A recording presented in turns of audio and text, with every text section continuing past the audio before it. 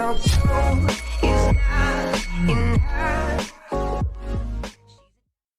Hi, everybody. Welcome back to In Touch Capstone. My name is Taylor. And my name is Anjali, and today we are with our very good friend Tim Bowie, and we will be interviewing him on his story of immigration to America. Tim, we are so excited to have you, but we were hoping you would share with us a little bit about yourself. Yes, of course. Thank you so much for having me. It's an absolutely honor to be a speaker and to be a part of this amazing capstone project. And so, like Anjali and Taylor mentioned, my name is Tin, and I'm currently 17 years old, and we are center buddies, center mate. And so I'm also in the Center for Leadership and International Relations, and I've gotten the opportunity to know the both of them quite well. And so, yeah, that's a little bit about me. Hey, that's great. Thank you for sharing. To get us started with your story and what this interview is all about, would you mind sharing the basics of your immigration, such as the where, the when, the how, and the why? Yeah, of course. So when did it all started? It started around way long before I was born. So the entire process with my uncle, it started like I think 4 or 5 years before I was even born. Just doing the simple paperwork and just making sure that we can even come over to America legally. And so that entire process is long. And so by 2009, which was when I was 6 years old, my parents just like, hey, let's go on a big fun trip. We'll get on an airplane and we'll just fly to this whole new country. And me being the 6 year old that I was, I just went along with it. I thought it was a fun ride, fun trip. And we flew across the globe and we landed in LAX airport at California. And so my uncle took in my family, and we stayed with our uncle for about a year or so. And the reason why we went to America, it's like what you read in the textbook, it's for that American dream. And when as a student, when you learn about this stuff, it sounds so far-fetched, it sounds like so far away. Like, what is this concept of the American dream? But as an immigrant, it seems so real to me. Like, even now I look at it and I'm like, yeah, I'm chasing that American dream. And my parents, they also chased that American dream. My parents wanted to move to America so that my siblings and I would have a better future, would have a better education, a better shot at a new life. And so for my siblings and I, we have our own American dream. And for me, it's to work with the youth, and that's through the education system, or through some other system that hopefully one day I'll get to go down. But that is my American dream, and that's why my family decided to come over. And it's such a common answer among immigrants, but even though it's so common, it doesn't mean that it's devalued or something, because to each immigrant, we all have that American dream in us. And that's the main reason how we can overcome all of these barriers that we face. Wow, thank you for sharing that. That was Yes. awesome. And we just wanted to know, what do you think your earliest memory was in the United States? Is there something that stuck out to you, something in particular that you remember that you'd like to share with us? Yeah. So once again, 6 years old Tin, and so he's not anything like 17-year-old Tin. 6 year old Tin was very carefree. I just sat on that plane, and it was the funnest thing in the world. I didn't know the significance of being on that plane. It's, to me, was just like a long 24-hour ride on like this amazing thing where I can look down from the sky and just imagine what a bird sees. But it's my earliest memory probably has to be with my first grade teacher. She is a Vietnamese American, and so she wasn't fluent in Vietnamese. I think she was like the second generation, so she just knew a little bit of Vietnamese. But that made all the difference, because when I was coming over here, I didn't know any English, like no English. And I was 6 years old. So even then, I didn't know a lot of Vietnamese either. So all of the struggles I had, I just had to keep it inside my brain because I didn't know how to speak it in Vietnamese or speak it in English. It was just, 10 talking to 10. And so having that first grade teacher who knows a little bit of Vietnamese and a whole bunch of English, it was truly, truly helpful. And there's also this one best buddy, that I can never forget. His name is Anthony. I don't know what his last name was. I mean, 6-year-old Tim didn't care what anyone's last name was. To this day, I just know that his name is Anthony, and he would always wear a mohawk, and because that's I guess that was the trend back then for kids, was to wear a mohawk. But this kid Anthony, he was the same age as I was. We were in the same grade. We sat next to each other. But he was the coolest cat, like even as a 6-year-old, I didn't know any English, and the only language he knew was English, but yet we still bonded. And that meant so much to me at the time because I didn't it's quite hard for people to approach a completely like fresh Vietnamese kid, who doesn't know English and who isn't well versed in the culture.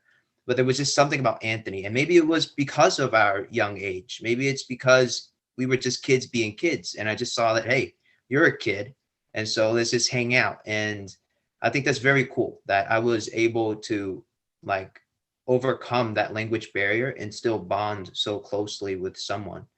And that probably has to be one of my earliest memory of being in America.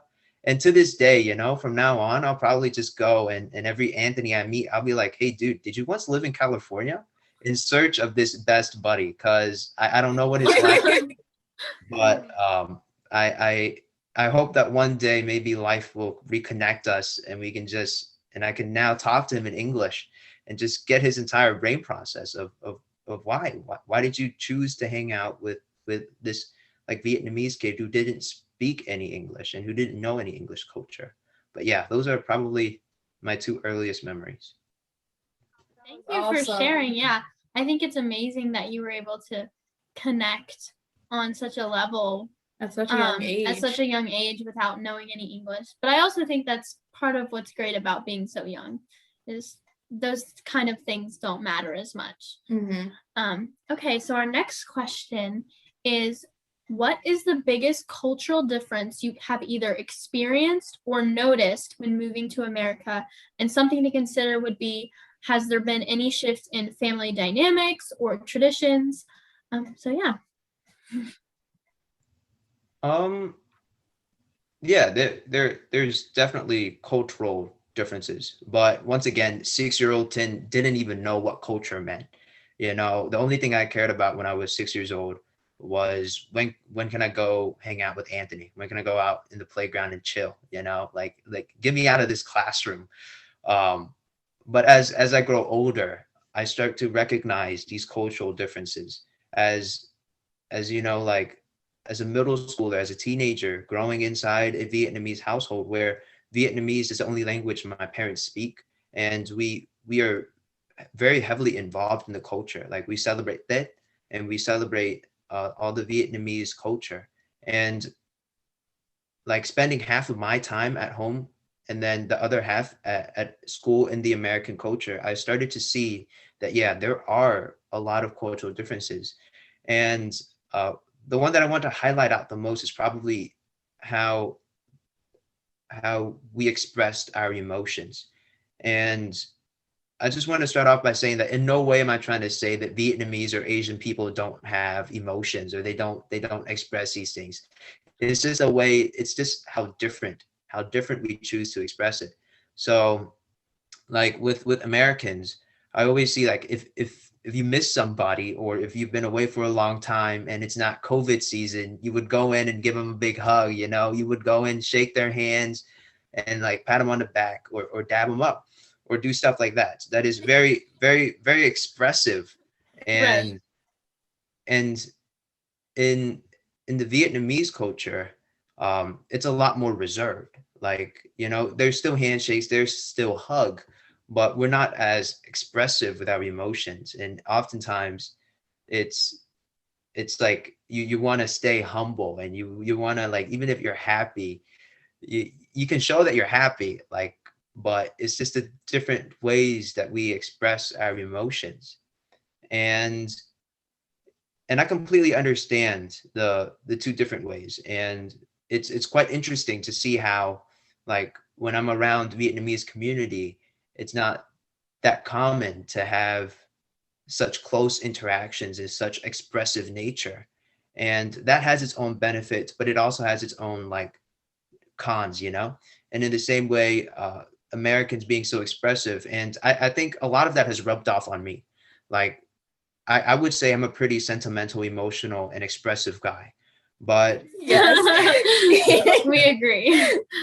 if you go hang out with any of my three other siblings, they tend to be a little bit more reserved than I am. And I think that their emotions, they have emotions and they express them, but they're not as expressive. And maybe that's the difference in just personality. But I think that maybe they're a little bit more influenced by that Vietnamese culture, because they're all older than me, and they didn't spend as much time, especially my oldest sister. Like, you can see a lot more of the Vietnamese culture vibe in her rather than in me, because I've spent like 11 years in America already. And I didn't have that much opportunity to really, like, grow in my Vietnamese culture. But yeah. That's really good insight. Thank you so much. Yeah. I know that when we spoke before, you talked a little bit about learning English as a second language. So would you mind touching a little bit more on that experience? Oh man, it's a crazy experience. And so let's go back to where it all started. California, like I mentioned earlier, we lived there for like a year, and during that year, my parents actually traveled to Virginia, where a lot of my relatives are, and so it was just my four siblings with our uncle. And so that's why I'm always thankful for my uncle. Like, he was the person who took care of us. And my oldest sister, she was like a second mom. And so about a year later, my parents made the ultimate decision to be like, hey, we think that Virginia is a little bit more better for us. And there's a little bit more opportunities in Virginia. And so, my parents flew back to California, and then they took the entire family back to Virginia. And that's why I'm here now. But in Virginia was where I can remember a lot more of my ESOL experience. I had a second grade teacher, phenomenal teacher. Shout out to Ms. Robert, if you ever watch this. You're out there. Yeah, Ms. Robert, amazing teacher. And that was when I really started to learn that I'm different. Like I mentioned, sixth grade Tin didn't know a single thing, but second grade Tin, he grew a little bit. His brain cells started to grow a little bit, and he started to realize that, hey, I'm different. And that, like, when my peers were reading second grade level book, I was pulled out of the classroom or pulled to a different side or separated from them so that I can read my own book. And it wasn't this bigger book, like advanced, like I was gifted. No, I was reading pre-K level books, and I will never forget one of the book. It's about skiing. I don't know what the title of it is, but it's like, I like to ski. And it's like a small book, and it's like, it's the same three words, like SKI and ski, over and over and over again. And that was my first experience of learning a language. And I realized that, yeah, dude, you're kind of behind, like your folks are they're reading big books. And when I went to like third and fourth grade, I was still behind.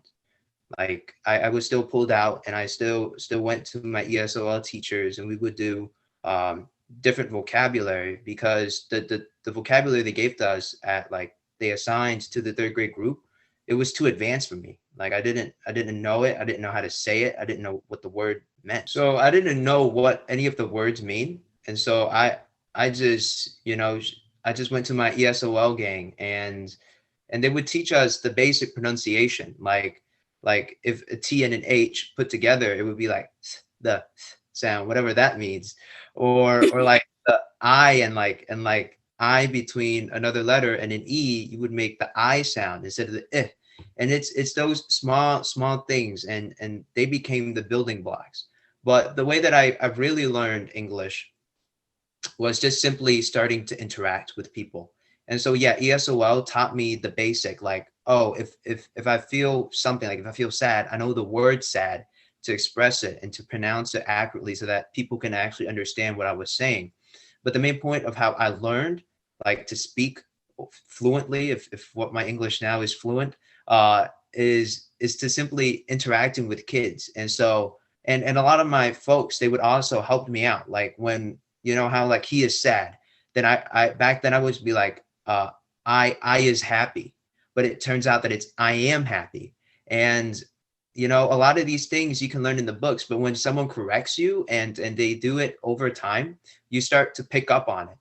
And as a child, it came to me a lot easier. And just because I was constantly spending like 8 hours in school environment, I just started to pick up the language because of the folks that I hang around, and all of my friends.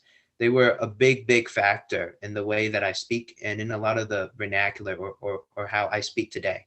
Like, yeah, because I spent a lot of time in like Falling Creek and Falling Middle and Falling Creek Middle. And so a lot of the words or the way that I present or communicate myself or express, it's all learned from my peers. And yeah, that's the whole journey behind ESOL and learning this second language. Thank you so much. That is definitely not a perspective that many students have. So thank you for It's sharing. important. It's very important.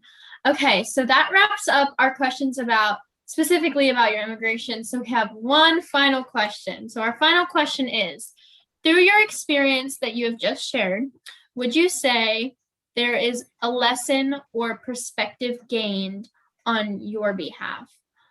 So any big takeaways or things for others to think about? Yeah.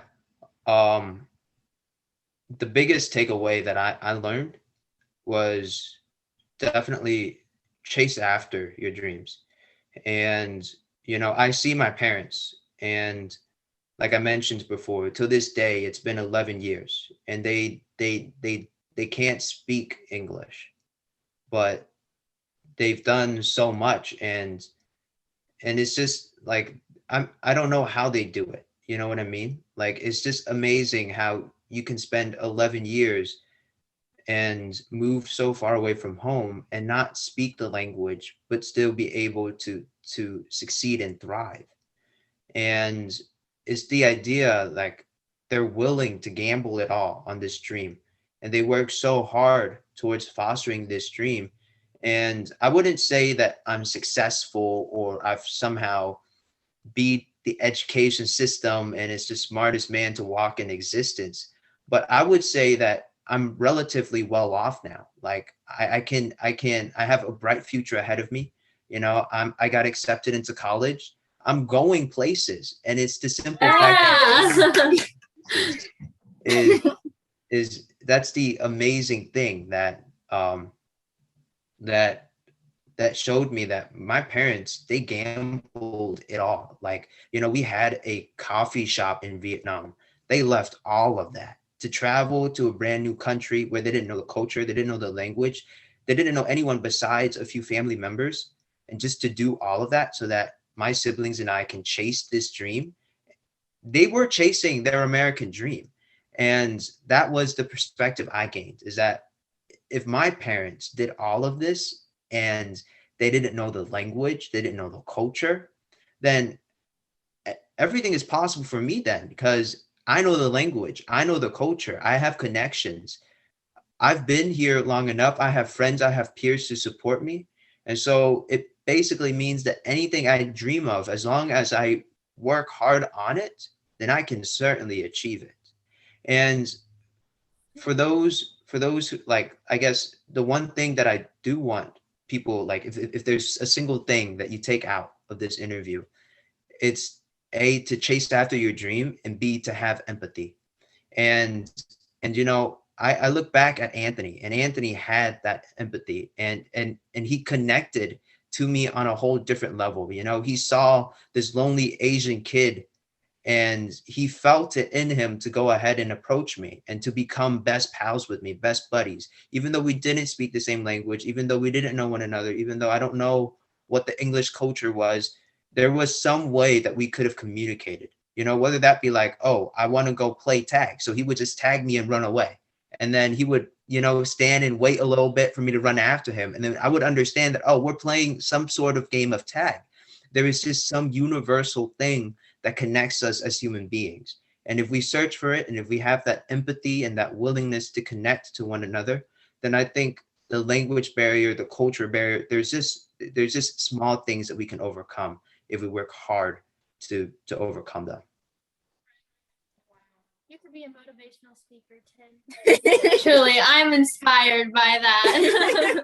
Thank you. I love that. Tin, thank you so much for speaking with us. We are so grateful that we had this opportunity to learn from you, to listen to you, and hear your story. Yes. We're so Thank you. excited. Yes, This we're is so awesome. excited. Thank you. And thank all of you for watching. We hope that you learned something from Tin's interview and maybe gained a new perspective. We are so grateful for your support, and we will see you in our next video. Bye. Bye.